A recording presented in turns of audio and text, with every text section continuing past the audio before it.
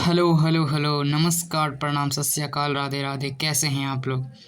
उम्मीद करते हैं कि आप लोग सभी सही होंगे और आप अपना पढ़ाई अच्छे तरीके से होंगे।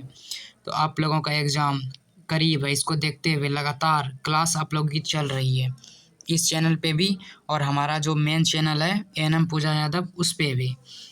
तो दोनों चैनल पर क्लासों का जो सिलसिला है बहुत रफ्तार में चल रही है और उम्मीद करते हैं कि आप लोग को ये सेशन अच्छा लग रहा होगा।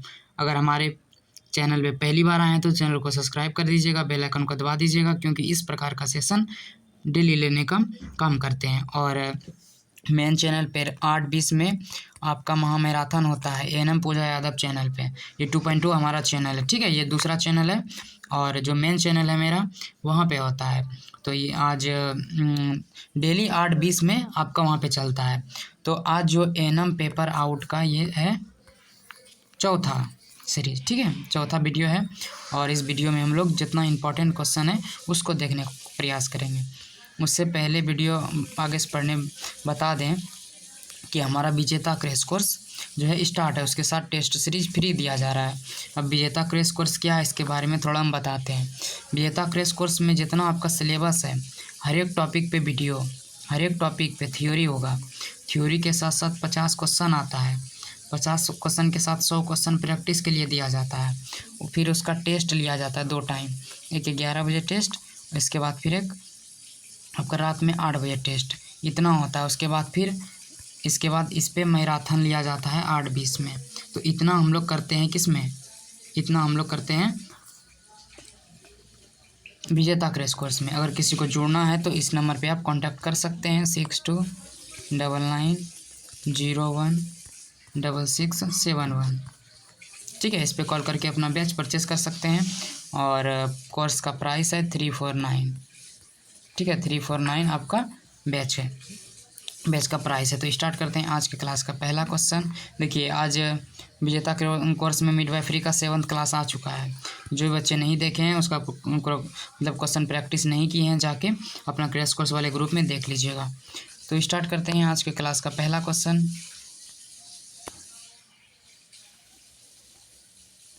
गर्भाशय का मुख्य रक्त संचार किस धमनी से होता है? गर्भाशय का मुख्य रक्त संचार किस धमनी से होगा, बताना है।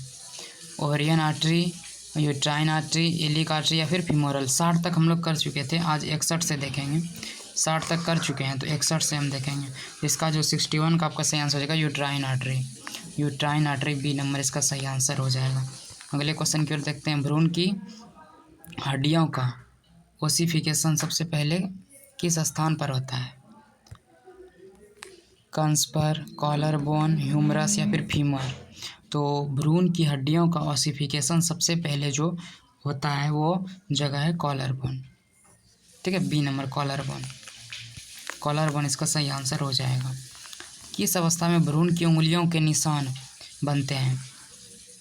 किस अवस्था में भ्रूण की उंगलियों का निशान बनते हैं? 4 सप्ताह, 8 सप्ताह, 12 सप्ताह, 20 सप्ताह। तो आपका इसका 63 का आपका सही आंसर हो जाएगा 20 सप्ताह में, ठीक है, 20 सप्ताह में उंगलियों के निशान बन जाते हैं, 20 सप्ताह। अगले क्वेश्चन की ओर बढ़ते हैं। ट्रू पेल्विस का फर्श किससे बनता है? ट्रू पेल्विस का फर्श, ट्रू पेल्विस का फर्श किससे बनता है? डायफ्राम, लेवर्टनी मांसपेशी, पेट की मांसपेशी या फिर ग्लूटियल। तो ट्रू पेल्विस का जो फर्श आपका होगा 64 का वो हो जाएगा लेवेटरनी मांसपेशी, लेवेटरनी मांसपेशी, बी नंबर। अगले क्वेश्चन की ओर बढ़ते हैं। प्रसव के दौरान गर्भाशय संकुचन का सबसे महत्वपूर्ण गुण कौन सा है? प्रसव के दौरान गर्भाशय संकुचन का सबसे महत्वपूर्ण गुण अनियमितता, तीव्रता में वृद्धि, बिना दर्द या फिर केवल रात में होना। तो इसका जो 65 का आपका सही आंसर हो जाएगा तीव्रता में दर्द, ठीक है, बी नंबर इसका सही आंसर हो जाएगा। अगले क्वेश्चन की बढ़ते हैं। नवजात का सामान्य श्वसन दर क्या होती है? नवजात में श्वसन दर कितनी होती है सामान्य?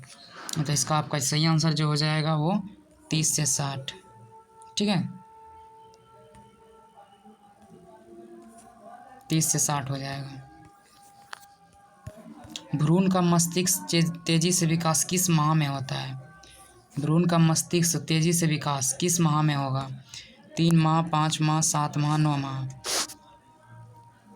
तो 67 का आपका सही आंसर हो जाएगा 7 माह में, 7 माह में। ठीक है, सी नंबर।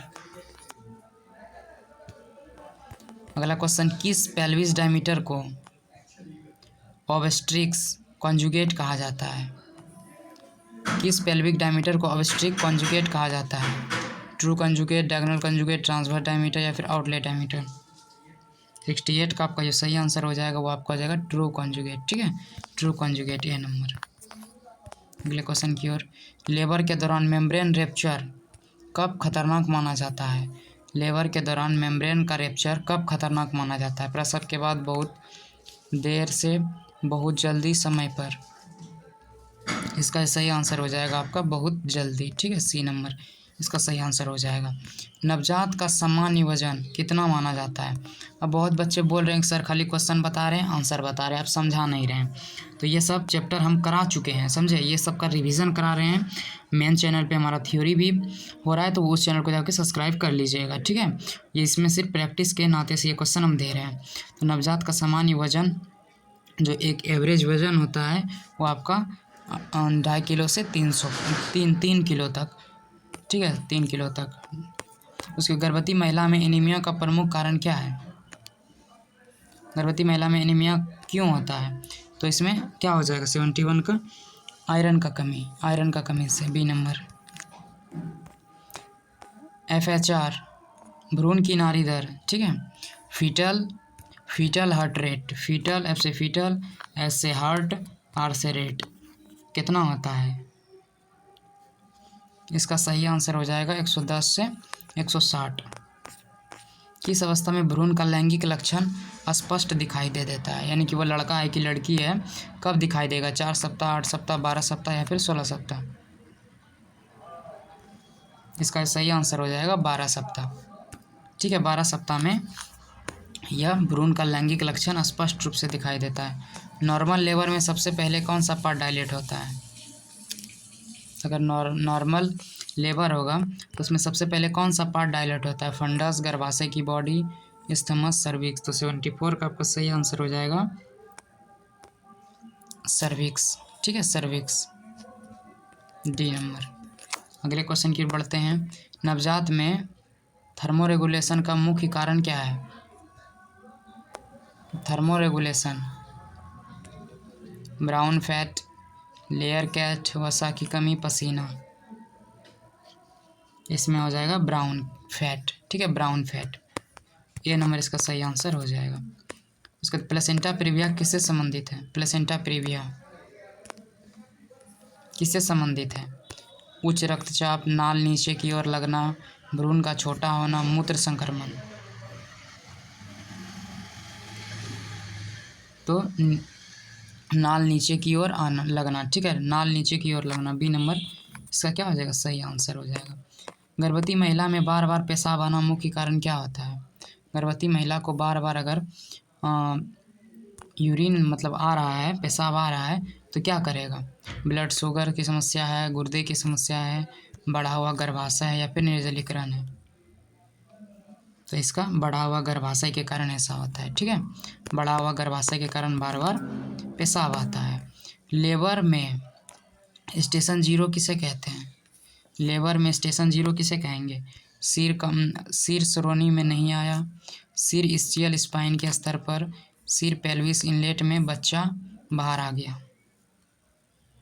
78 का हो जाएगा कि सिर इस्चियल स्पाइन के स्तर पर, बी नंबर। उसके बाद देखिए, नवजात में साइनोसिस किसका संकेत है? नवजात में साइनोसिस किसका संकेत है? अच्छा रक्त प्रवाह, हाइपोपॉक्सिया, सामान्य श्वसन, दूध की कमी। 79 का आपका सही आंसर जो हो जाएगा हाइपोक्सिया हो जाएगा, बी नंबर। ठीक है, बी नंबर, बी नंबर इसका सही आंसर हो जाएगा। भ्रूण की स्थिति में सबसे सामान्य कौन सी है? भ्रूण की स्थिति में सबसे सामान्य कौन सा है? Breach, face, vertex, shoulder. तो 80 का आपका सही आंसर हो जाएगा वर्टेक्स। ठीक है, वर्टेक्स, सी नंबर इसका सही आंसर हो जाएगा। अगले क्वेश्चन की ओर बढ़ते हैं। किस अवस्था में भ्रूण पहली बार आवाज़ ध्वनि प्रतिक्रिया देती है? बताना है कि किस अवस्था में जो भ्रूण पहली बार आवाज़ या फिर प्रतिक्रिया देगा। 12 सप्ताह, 20 सप्ताह, 28 सप्ताह या फिर जन्म के बाद। किस अवस्था में भ्रूण पहली बार आवाज़ या फिर ध्वनि प्रतिक्रिया देता है? 81 का आपका सही आंसर बी हो जाएगा। ठीक है, बी। नवजात के शरीर में सबसे अधिक तापमान हरापन कम होता है। किससे कम होता है? नवजात के शरीर में सबसे अधिक ताप हरापन किससे कम होता है? विकिरण, वाष्पीकरण, संवहन या फिर चालन। 82 का आपका जो सही आंसर हो जाएगा वो वाष्पीकरण। ठीक है, वाष्पीकरण हो जाएगा। समझ गए, वाष्पीकरण। अगले क्वेश्चन की ओर बढ़ते हैं। गर्भ में भ्रूण को संक्रमण से बचाने वाली झिल्ली कौन सी है? गर्भ में भ्रूण को संक्रमण से बचाने वाली झिल्ली, यॉर्कशैक, एमनियन, कोरियन, प्लेसेंटा। 83 का आपका जो सही आंसर हो जाएगा वो सी हो जाएगा। ठीक है, कोरियन, सी नंबर हो जाएगा, कोरियन। अगले क्वेश्चन की ओर बढ़ते हैं। परप्यूरियम किसे कहते हैं? परप्यूरियम किसे कहेंगे? प्रसव की शुरुआत, प्रसव का दूसरा चरण, प्रसव के बाद 6 सप्ताह, गर्भावस्था का पहला 3 माह। 84 का आपका सही आंसर प्रसव का 6 सप्ताह के बाद 6 सप्ताह। अगर किसी को इसका PDF चाहिए तो इस वीडियो के नीचे टेलीग्राम का लिंक है, वहाँ पे बहुत सारे बच्चे जुड़े हुए हैं, तो इसका PDF वहीं पे मिलता है। और अगर टेलीग्राम ग्रुप में किसी को जुड़ना है या फिर क्रैश कोर्स, तो इस पर 6299 PDF के लिए आप 6671 इस पर आप मैसेज करके टेलीग्राम ग्रुप में जुड़ सकते हैं, या फिर जिसको बैच चाहिए तो वो बैच ले सकते हैं। भ्रूण के सिर का सबसे बड़ा व्यास कौन सा है? भ्रूण के सिर का सबसे बड़ा व्यास कौन सा है?